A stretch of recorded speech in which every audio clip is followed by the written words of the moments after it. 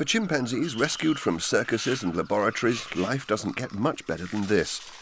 Although the 45 chimpanzees at this Dorset ape sanctuary would never be able to go back to the wild, here at least they get a chance to be with their own kind.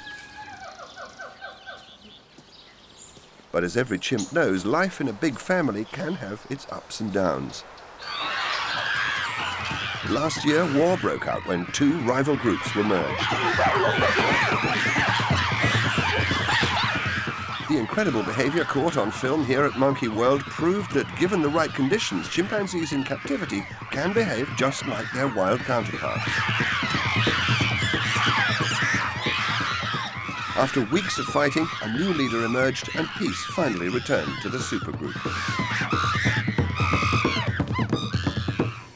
But there was one casualty. Poor old peaceful Charlie got on the wrong end of a set of teeth and had his finger bitten off. For weeks, Charlie lived alone, nursing his injury away from all his companions. But then, park owners Jim and Alison Cronin went to Spain to rescue another chimpanzee. Pakito had been kept alone in a shed since he was a baby. Back in Dorset, Charlie became his friend and mentor. Jim and Alison want all their chimpanzees to live in large groups as they do in the wild. So for Pakito and Charlie, there are big plans afoot to build a new house and a new family, with Charlie as its leader. Over the next 7 weeks, Charlie's life will be turned upside down as the supergroup takes shape. Elsewhere, there'll be rescue missions abroad and emergencies at home. New personalities will be discovered and arch criminals will be exposed.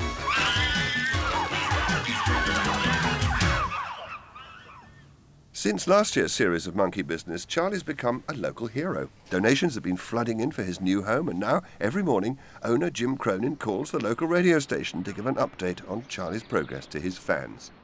Morning. Hey, Jim, how are you? Pretty well, pretty busy. People, again, have been working, all weekend. Are keeping... Jim's on the air doing his daily piece. As usual, he's full of optimism. But the rest of the team don't take much notice of Jim's performance. They've heard it all before. As Jim tells the audience how well it's all going, Alison knows that deadlines are closing in fast. Even Jim admits that there's still quite a lot of work to be done. But what we need now is a lot of luck and a lot of hard work. It's fingers crossed time, to be honest. But we're looking pretty good. Up at Mike the Keeper's house, breakfast is already on the go. You all right in there, Gordon? Mike is playing host to a very unusual house guest. Hello. Dave and Jill, they're all out there. Hello, baby. Oh, dear. Yeah, I forgot Jim. It's a nice When Gordon, the baby orangutan, was born, his mother rejected him. So Mike's taken on the job, despite his lack of orange hair, and he's using his expert knowledge to give Gordon the best possible start in life. We'll switch your radio off. Go make your breakfast, huh? See you in a minute. Gordon's doing well now, but at the beginning of his life it was touch and go. Head keeper Jeremy stepped in to care for him, but without his mother's milk and the antibodies it would have provided, the future was uncertain. But Jeremy was determined that he'd survive and carefully nursed him through the vital first days of his life.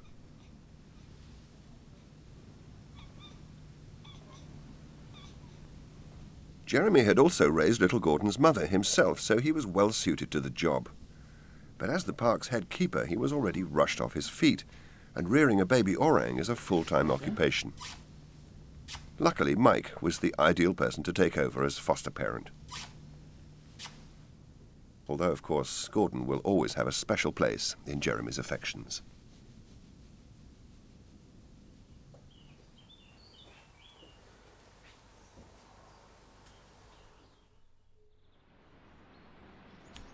Down in the chimp nursery, it's playtime as usual.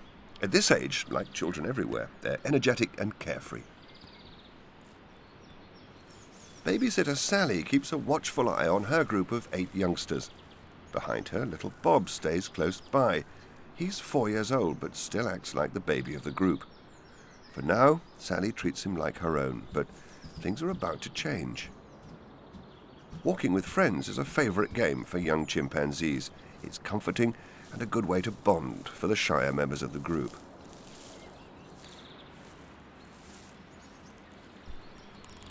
Swinging with confidence is the young upstart Simon. He's turning into quite an acrobat. Chimpanzees can use their feet as a second pair of hands, something they evolved from travelling through the trees of their native forests.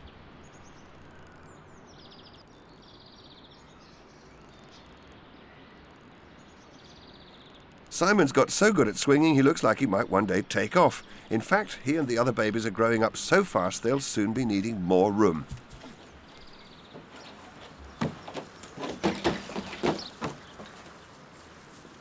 And Sally could do with some help keeping them under control. The play fighting is getting out of hand. Back at Mike's house, breakfast is almost ready.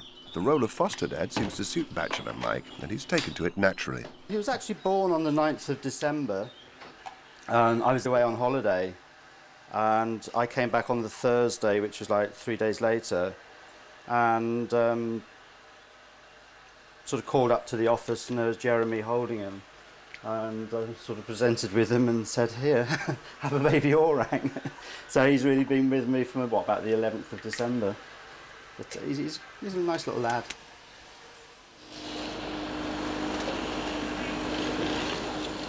In the orang enclosure, Gordon's real mum, Amy, is unaware of her blooming young son's progress. Right now, she's more concerned with the appalling racket coming from next door, as is her long-suffering partner, Banji. The noise disturbing their peace is construction work, a race against time to build a new house for Charlie and Pakito.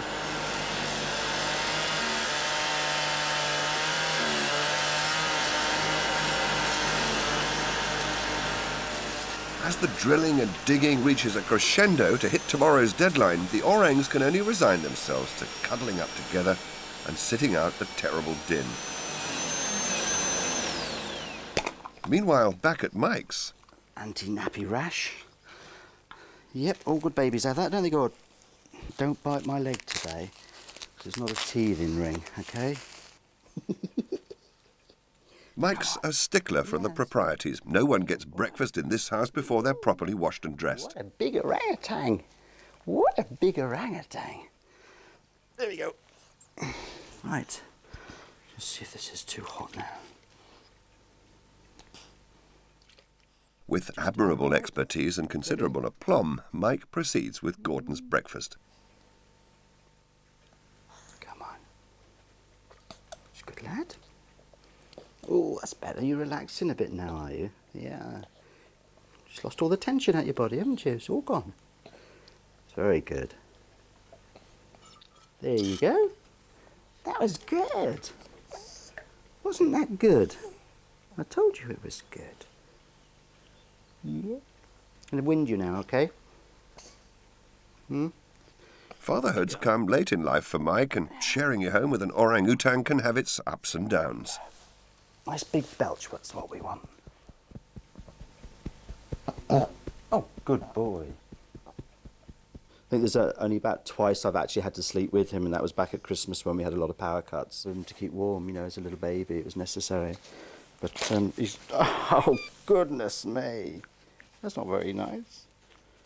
But he's not the best of people to sleep with, are you? Because you wriggled all night, didn't you? If I want to go out in the evening, I have a babysitter come in. Pat from the gift shop, she comes in and does a stint for us. And also at the moment, one of the keepers, Helen, she comes in as well. People in the park sort of say to me, oh gosh, you'll miss him when he leaves home. And I say, did you miss your children when they left home? I mean, most people will get 6 months maternity leave. But I don't think I better dare ask Jim for that. I think it would go down too well, would it, eh? See you later. Back at base, Jim signs off on the radio. On Friday, Graham Mack's coming down with his crew to do a live radio show for the grand opening of Charlie's house. So, you know, what they're really keen on is to be here to show the people in Dorset that this thing has actually happened. Hitting the deadline rests with this man, Gary Towers, construction manager to the park. He's got men beavering away everywhere to get the job finished for the all-important grand opening of Charlie's new house. Everyone's pitching in. Headkeeper Jeremy turns out to be a bit of a dab hand with a welding torch. but there's obviously a long way to go. And with only hours left to complete the job, even Jim's a little nervous. We're gonna make it.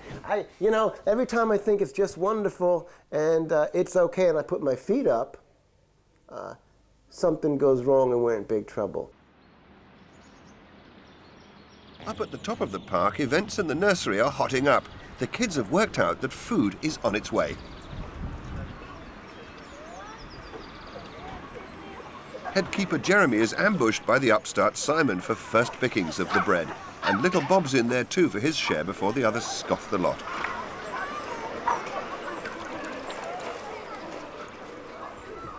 But the nursery rough and tumble is all too much for a new baby indoors. She's only recently arrived at Monkey World and her unhappy early life has left her traumatized and bewildered. All she can manage is to hug her blanket of hay for comfort and to try to ignore the noisy world outside.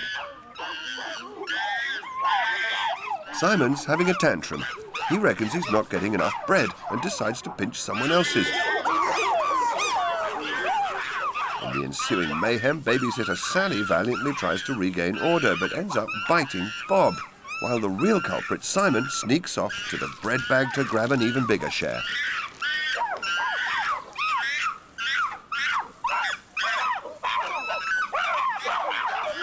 The fracas continues and the youngsters appeal to Sally to sort it out.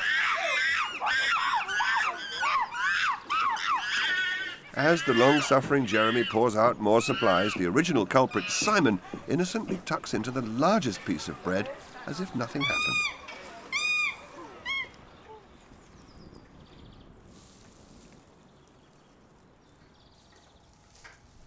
Away from the food fights, baby Alice still needs to supplement her solids with regular bottle feeds to help her bones grow. And indoors, at least she can drink her milk in peace. She can't yet compete with the excitable Simon and his pals in boisterous play. And in any case, she has her own special playmate, Jeremy, who, patient as ever, is restoring her trust with a bit of tender, loving care. Outside, they're clearly getting out of control, and the youngsters really need a father figure to keep order. In the wild, of course, there'd be an adult male leader, but here at Monkey World, there's only Sally at the moment, and it's a problem that Jim and Alison know needs to be sorted out soon. Which is all the more reason why little Alice prefers to stick with Jeremy or his substitute, a comforting bundle of hay.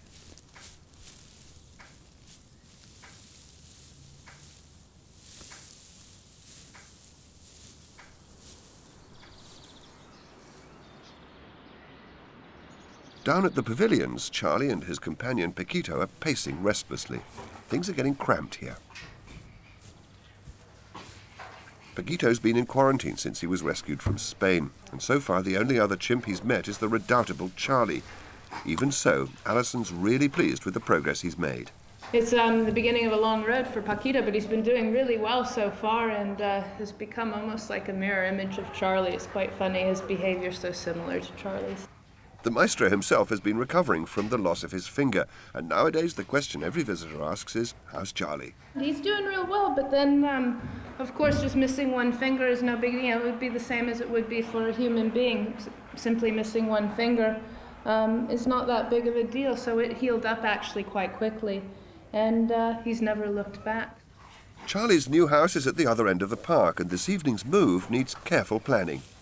At first, we thought what we might be able to do is actually, with the help of our vet, John Lewis, is give Pakito an anesthetic and then put him into a box and move him over.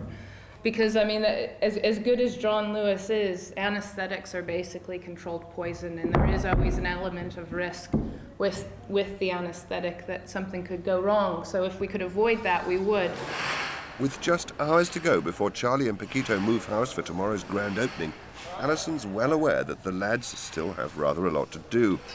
In truth, she's far from convinced that everything will get finished on time. We've had our doubts. We've missed a couple of deadlines so far already. But I think we've got it together this time. I hope it'll certainly be done enough that it's ready to take Charlie and Pakito, which is the most important part. As the work grinds on down at the pavilions, they can only wait and hope that everything will be ready. Hey, Charlie, cross those fingers. There's an unexpected hitch at the building site. Although the plumbing work's coming on a treat here at Charlie's new house, it seems there's now no water anywhere else in the park. Last minute stuff is happening. We've got we've just put in a water main, quite a large water main, running from the toilets and down through here quite some distance. And there's a leak somewhere. We've had a dramatic drop in pressure. So there's a leak somewhere. We've got to find it now. He's got to get down there, dig up where he's made a join, and let's check that water main. If it's not there, but we think it is, then we got to check it up there. But we got to find the stuff out now. Last minute, every time.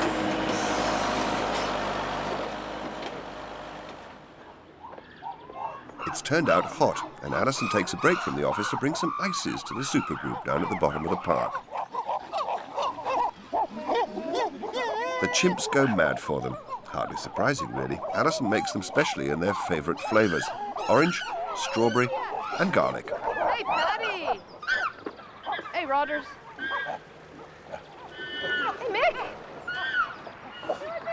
Hello, Cynthia. Hi, sweetheart.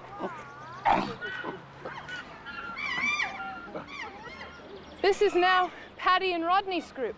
After mixing the two groups last year, Patty has come out in charge of the group, and now Rodney is his second in charge. So they've got a really sound little alliance going, and they're overseeing the group very well. It's all come together really well. Actually, it's the first time it's ever been done in the history of any zoological gardens that we know of, and a lot of people told us that it would have been impossible when we started it. Everybody seems to believe that it's impossible to put together unrelated animals and get them to form a stable group. And more importantly, that it's impossible to put animals together that have been on their own for so long. I mean, Patty's group had been together for 7 years or longer before they actually met Rodney's group. So it's quite a big deal that they have sort of come together. And as we expected, in the end, Patty has taken over the group. And so now all of the women, Cindy and Beth and all of the rest of them, are looking to Patty to be in charge. And as always, he's been a brilliant leader. So in the end, for the welfare of the animals, it's been an absolutely immaculate decision. Jim and Alison have now decided on another merger to resolve Sally's problems with the nursery. They've chosen Charlie to lead the new group, but how he'll cope with the challenge, nobody knows. Excuse me. Back at the nursery itself, headkeeper Jeremy has his hands full as usual with the upstart Simon and his mate Arthur.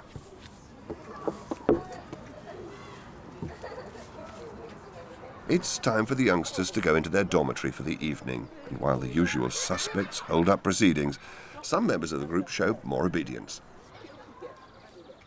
Baby Alice, who's had the dormitory to herself all day, now has to put up with the others and their raucous bedtime games.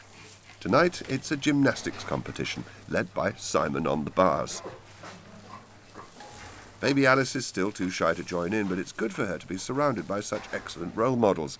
Chimpanzees need to grow up as highly socialized individuals, but they seem a little too social for Alice right now. Nobody really knows yet whether such a disturbed infant will ever manage to forget her past and learn how to be a happy, normal chimpanzee again. For the time being, she copes best by making a place for herself away from anything too boisterous.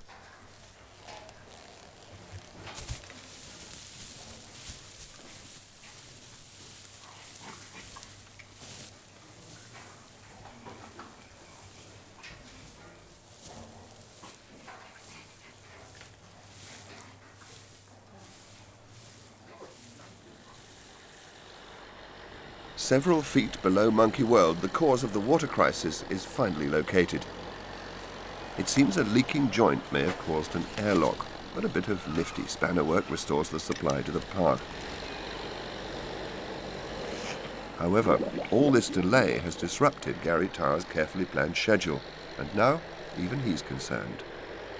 Well, what we're doing at the moment is just plumbing in the two main drains. One's just for the kitchen, and one's for the two play areas inside. It's got to be finished. A lot of people turning up. I don't think the fence will be up. The fence won't be done, but the inside will be finished. I hope. I'm on the line.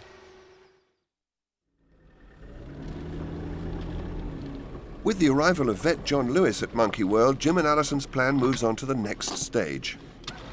An expert in the care of exotic animals, John Lewis has come to anaesthetise Charlie and Pakito and help move them up the park to their new headquarters, ready for the official opening tomorrow morning. We're just gearing up. At the moment, Jeremy's inside and he's trying to separate Charlie and Pakito because it's not really easy the way the pavilion's set up. It's one big room.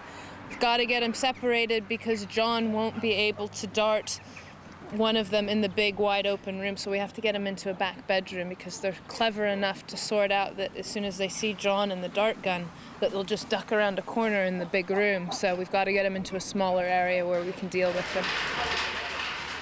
While Jeremy sorts out Pakito and Charlie, John Lewis must decide precisely what dose it's safe to use. It's done on a weight basis. You have an estimate of the animal's weight by looking at him, just through experience. But also, every time we've either knocked an animal out or done anything to him at all, we've always weighed them. So we have a record of each animal anyway. And we know, for example, Charlie was 57 kilos the last time we weighed him. So he hasn't put on a great deal of weight or lost a lot of weight since then.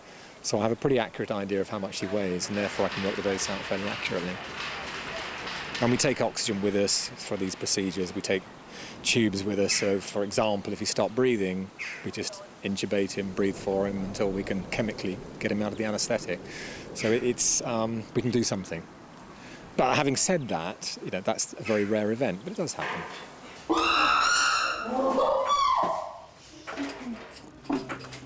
Although John knows exactly what he's doing, everyone's a little anxious. Pakito, for one, doesn't seem at all keen on the idea. Charlie, who's done this several times before, isn't going to offer an easy target either.